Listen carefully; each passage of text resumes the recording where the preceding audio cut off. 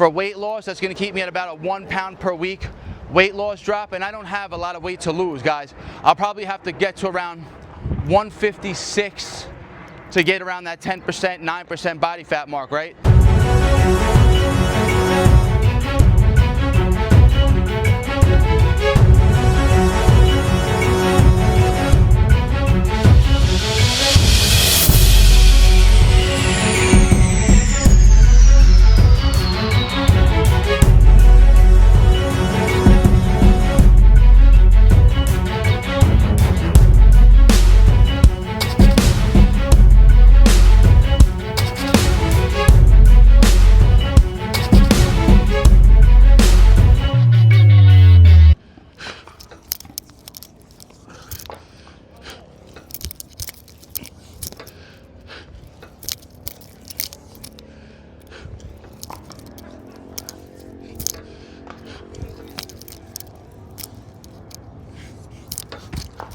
What is going down? YouTube, you are back with the Prez, back in Juniper Park, Thursday. First training routine that I'm bringing you this week. I brought you some talking videos earlier this week, guys.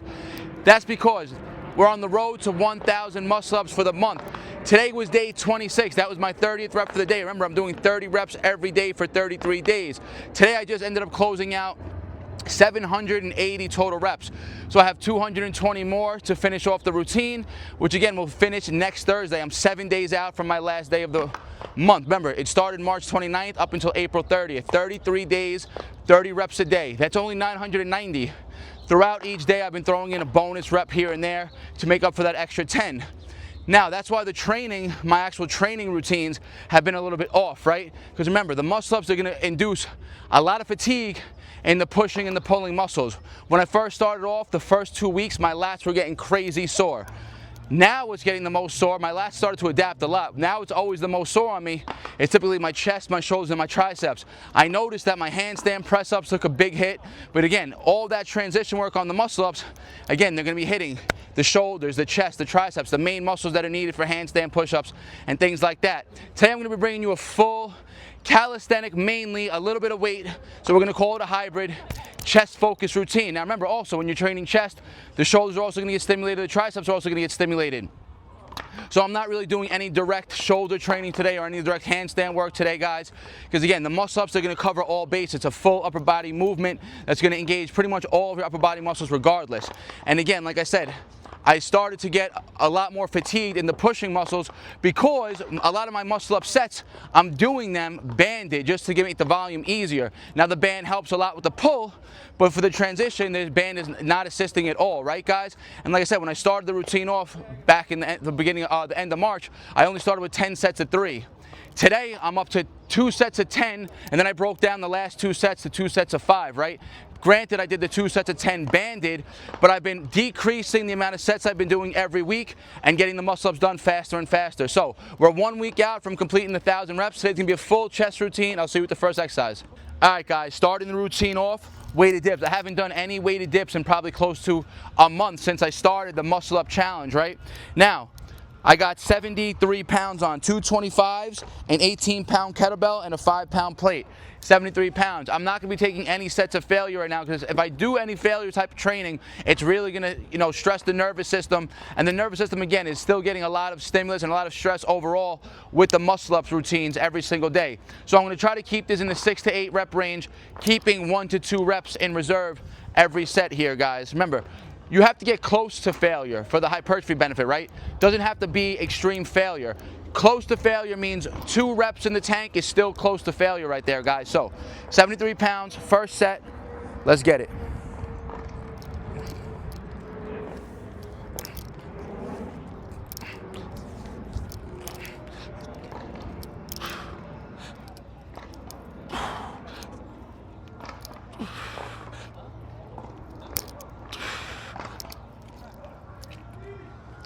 Eight, perfect number. And in case you guys are wondering, remember I was supposed to be competing in the 1 rep max street lifting competition that just happened this past Sunday, April 19th. I ended up not competing, but my client flew up from Atlanta. I was coaching him for the last 3 months for the competition. He ended up taking 2nd place overall in the middleweight category, hitting a total of 121-pound pull, and his dip he hit 172 or maybe 176, and then he failed on his third attempt of dips at 181 pounds, which if he would have hit that 181 on his third attempt, would have put him to first place. He lost first place by 3 pounds. Him and the guy that came in first were going back and forth, battling it out with the pull-ups and the dips. They were very close to each other.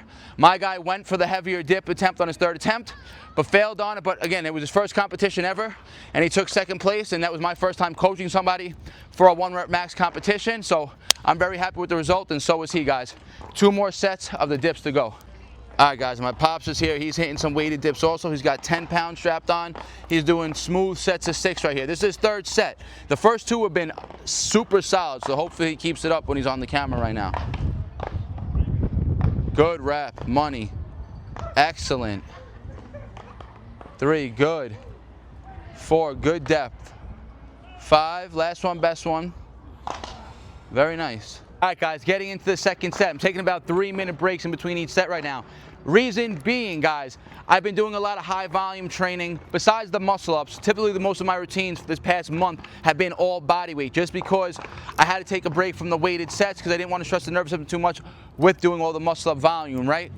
And also, I was slowly increasing my calories over this time leading into my cut, which basically just started about a week ago. Typically, I start the beginning of April, but starting in the beginning of the month, with me trying to get all those muscle up reps in and still train would have been super counterproductive, right? Because I'm increasing my activity by adding in the 30 muscle ups every day on top of my normal training, right? So trying to do that while trying to cut at the same time and decreasing my energy expenditure and decreasing the energy that I'm taking in my body, being in a deficit, would have set me up for injury, would have set me up for burnout, overtraining for sure. So I had to keep the calories kind of high the last few weeks when I was falling around like 3,200 calories a day. Just this week, I dropped the calories down to 2,700. So I'm starting my cut now. I only have 1 more week of the muscle ups to go. So I figured, okay, I'm still gonna be slightly under maintenance. I'm not gonna be in a big deficit. I'm gonna be in about a 200-300 calorie deficit only, where again, I can drop the calories down to 2,500 to speed up that weight loss, which I don't want to start yet, right? But once the month is over, starting May, my calories are going to drop down to 2,500. And if you watch the previous video when I was talking about the reason or the truths about being lean and how to get there, one of the main things you guys have to prioritize is your strength training still, right? Now, if you're cutting the calories and you start doing excessive volume, high volume calisthenic routines, right? Lots of reps, lots of sets, you're gonna be burning an exponentially more amount of calories during your training, and you're gonna be under recovering because the fuel that you need to support that is not gonna be there.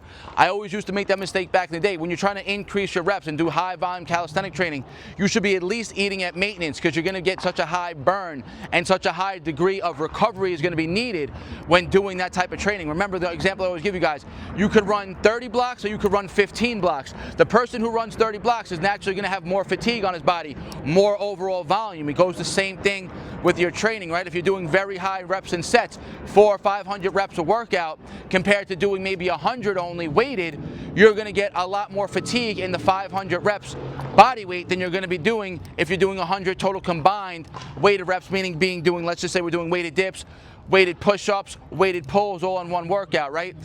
The intensity is going to be higher with the weighted work, but the volume is going to be a lot higher in the other sense, right? When you're doing high body weight reps and sets, right? Which is going to induce more fatigue, more stress on the body. So keeping the calories higher when you're doing that type of training is more advantageous. And yes, you still will cut up because you're going to be getting such good conditioning aspect when doing the high reps and sets like that, guys. So the strength work now is going to be more strength focused, more hypertrophy focused with decent rest periods for these next few weeks. So now it's probably been close to 5 minutes, set 2.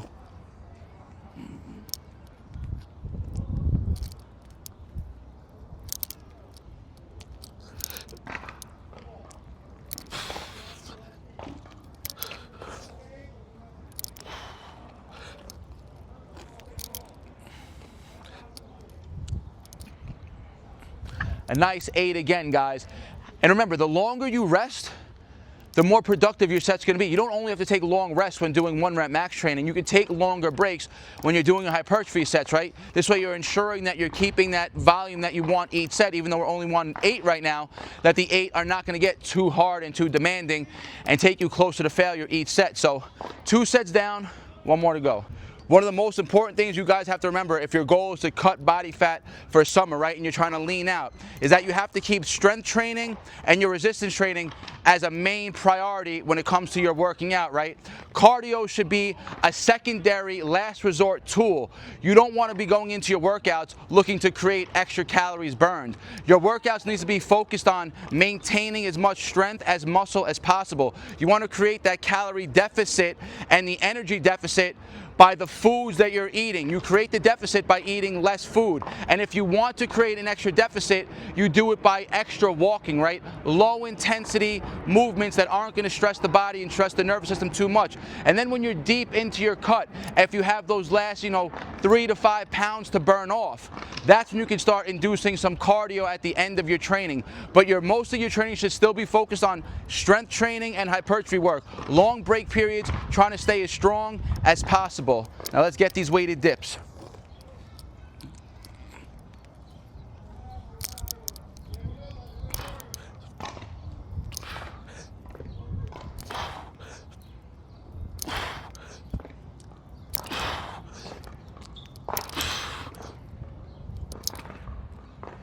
All right, guys, like I said, it's going to be 90% calisthenic work, a little bit of weight training right here, guys. So I got 30-pound dumbbells in my hand. I'm on this decline bench.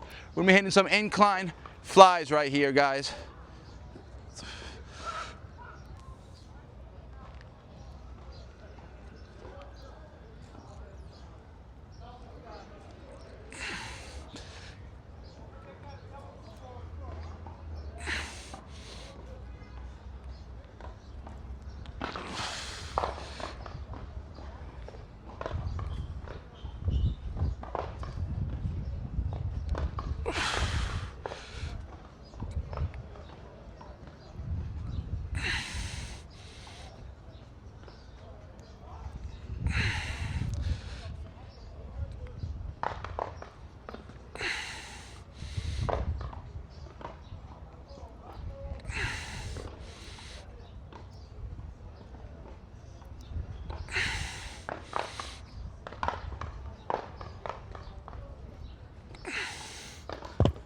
All right, guys, 12 reps, short breaks here, 90 seconds, 2 more sets. We're going to keep that blood in the chest right there. And this is an X exercise, which is going to train the chest in that lengthened position.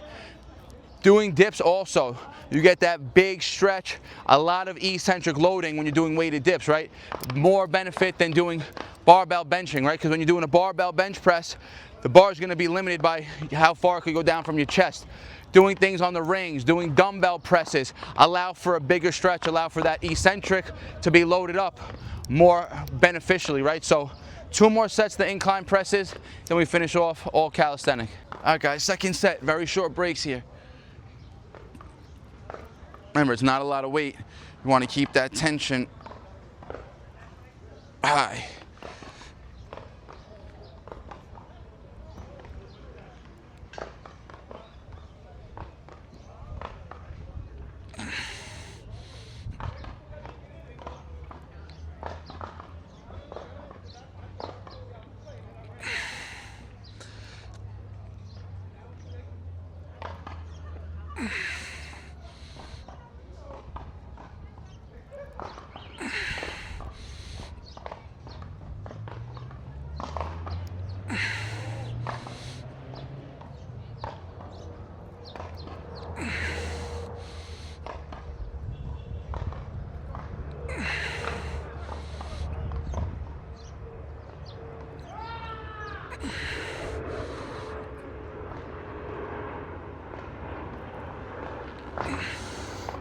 Two sets down, 1 more. Guys, last set, best set of the flies.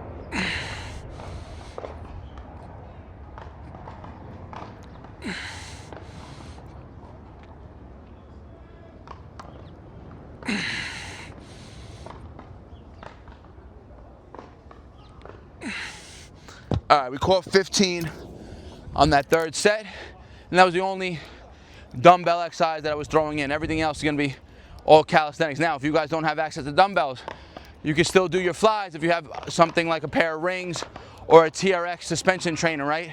Anything that's gonna allow the arms to adduct or abduct for that matter, and then adduct and work that isolation movement, right? Because remember, the action of the chest is to adduct the arm, which is bring the arm across the midline, right? That's how you get a peak contraction. Now doing dips, you never get to bring that arms in, right? Unless you're doing them on the rings. Doing push-ups, everything's gonna be stagnant, right? Dumbbells though now, like if you're doing a dumbbell bench press, remember, abduction is when the arm moves away from the body. Adduction is when the arm moves closer to the midline. So with dumbbells, you're abducting, shoulder extension. When you contract, you're adducting, getting that peak contraction, right? Same thing with a fly with dumbbells. Same thing when working with the rings, right? So the benefit of training on the rings is they allow you to get that freedom of motion to bring that arm across the midline for those peak contractions there, guys. So if you don't have access to dumbbells, you can still isolate the chest on the rings and get a bigger peak contraction from doing movements like dips, flies, push-ups, everything done on the rings, guys. All calisthenic work to go. Let's get it. All right, guys, 3 sets of flies done. Moving back to some body weight routines now. Now I got the 25-pound strapped on. I'm gonna be jumping up, straight bar dips. Now again, remember, I'm doing the 30 muscle-ups every day, so I'm getting a lot of the straight bar dip action in. And like I said, that's been one of the most sorest and most fatigued areas of my body, has been the chest, shoulders, and triceps. So throwing this in weighted right now, one, they're going to hopefully induce a little bit more adaptation. My body starts to feel more accustomed to the body weight reps. Remember, I only got a week left of doing the muscle ups anyways, but hopefully it induces a little bit of blood flow and just gives me a little bit more of a hypertrophy benefit. So when I'm doing the body weight reps the next few days, they're not feeling as challenging, they're not feeling as, fatiguing. So I'm gonna be jumping up on top of this bar here, guys. 3 sets, 8 to 12 reps.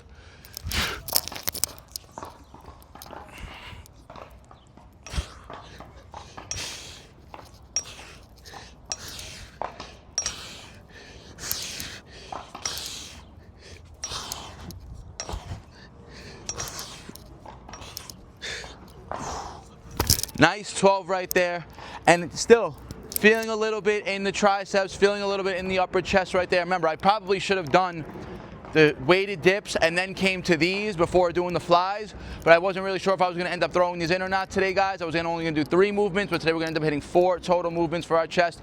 So I just threw this in the 3rd order, where this should have been 2nd. I should have done the heavy weighted dips, then the straight bar dips, then the isolation work, and then I would burn out with the 4th exercise of the day. But 2 more sets of these to go.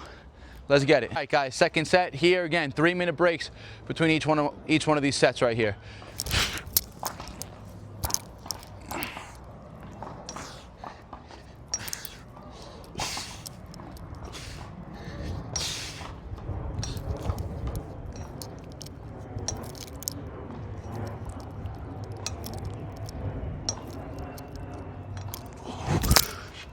Two down, 1 to go. All right, guys, last set, best set.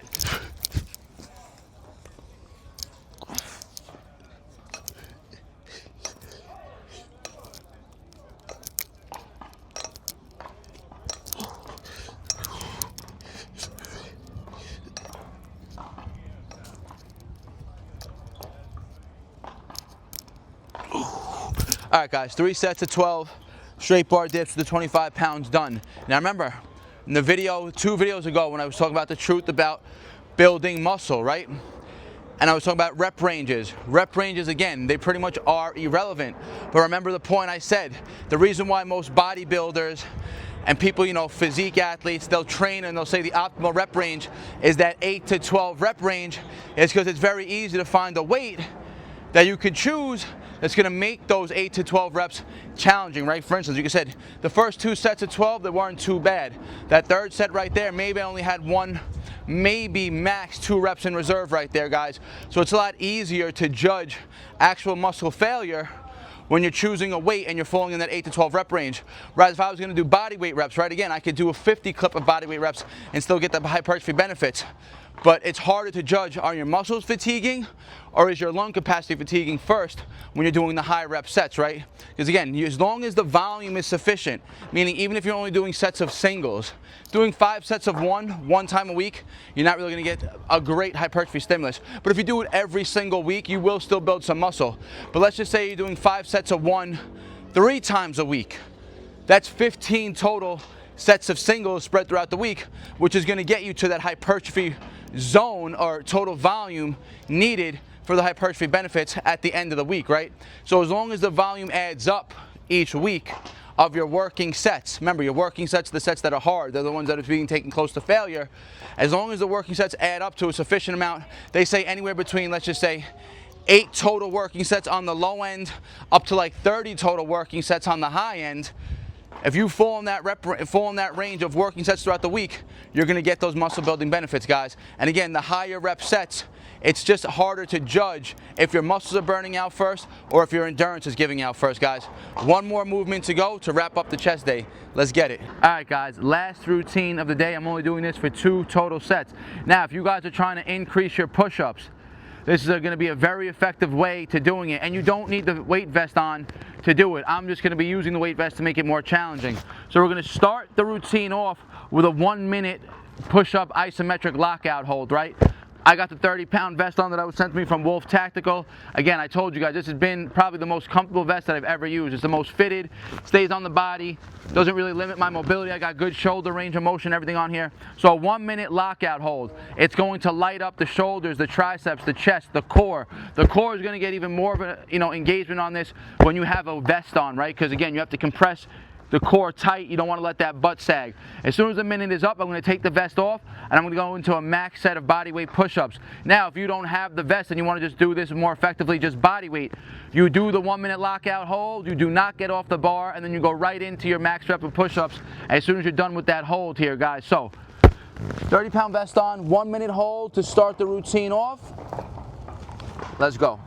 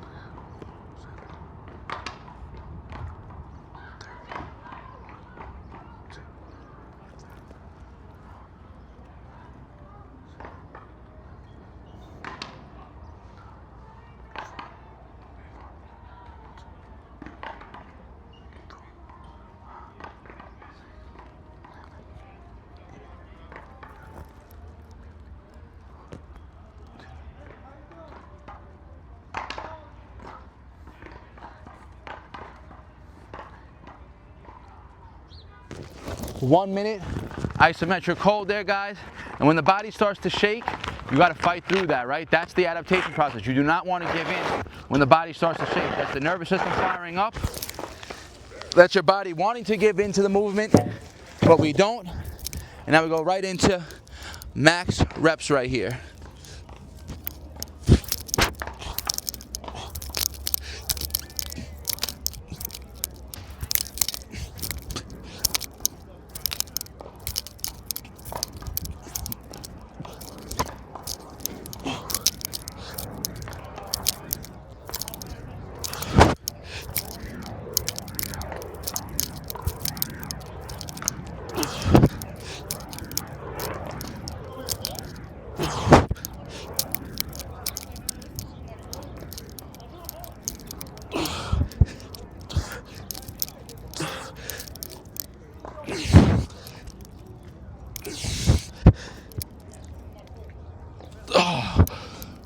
Woo! And that's taking a body weight set to failure. I failed on the 40th rep. I got 39, went to push up for 40, and didn't make the lockout. And I know it's not endurance. One, yes, granted, remember, it's a longer set. The heart rate's gonna go up. I did a minute hold, and then more repetitions. More repetition is gonna induce more fatigue. It's gonna get that heart rate up more. But it wasn't endurance right there. My muscles failed on that last press rep. So I rest about 3-4 minutes now. I'll do it one more time on the middle bar, and that'll be a wrap for the routine, guys. And again, this is how you can incorporate some high rep conditioning work into your strength training work when you're trying to cut, right? You don't do all your routines as high reps. Do most of them strength and hypertrophy focus with nice long break periods. Then when you're ready to burn out at the end, do 1, 2, maybe if you want to pull out for that third set, go for it. I'm going to cap it at 2 because again, right now my chest is super lit up and already has a lot of fatigue built up from the other main working sets today, guys. So one more round. All right, guys, second and last set here. Let's get it.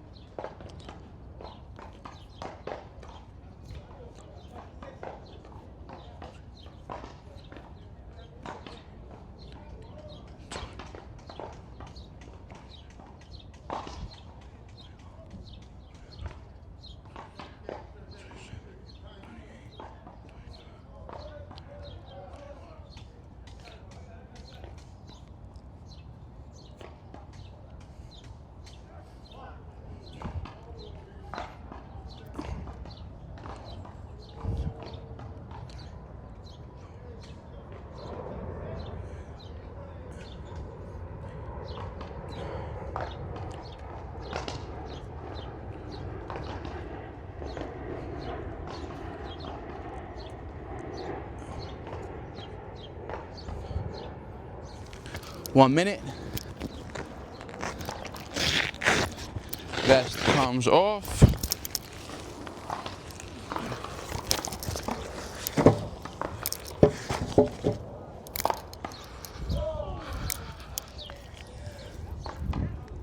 Let's get it. Let's see if we can get 40 again.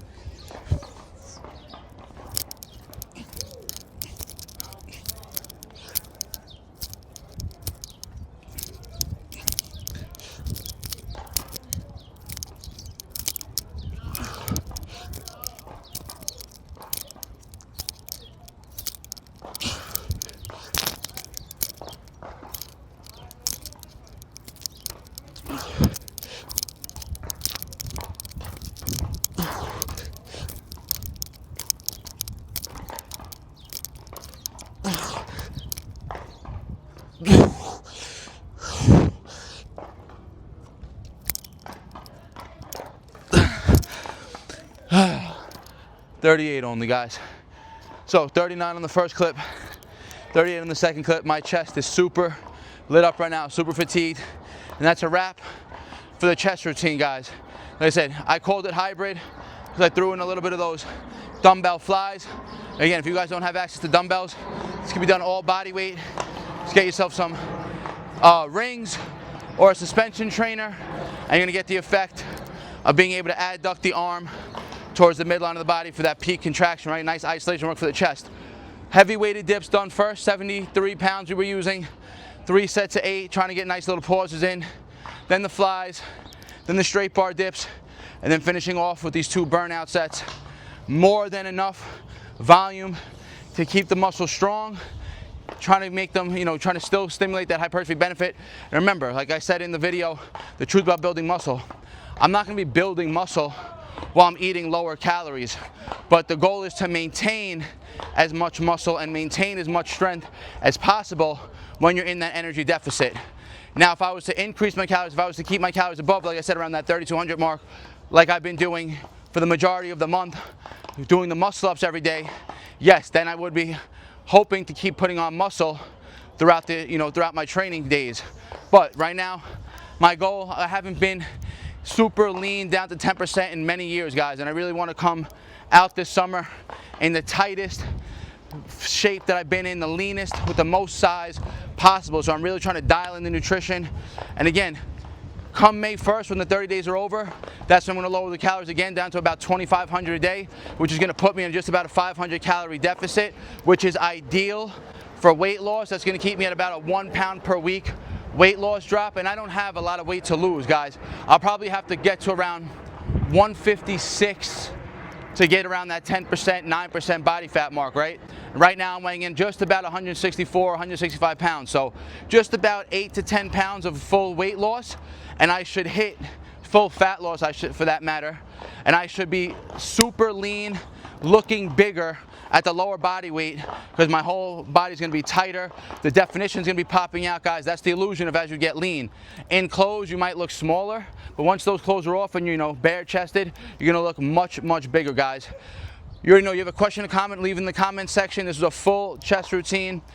You already know, guys. Anything else you want to see specifically, you have a question about the 30-day muscle-up challenge, let me know in the comments. I'll always get back to you guys. Like the video, share with your friends and your family. If you're not subscribed yet, hit that subscribe button. I'll see you in the next one. Peace out. BARNATURALS. They all love to talk, they do that shit the most. Think you on my level, boy, but you ain't even close.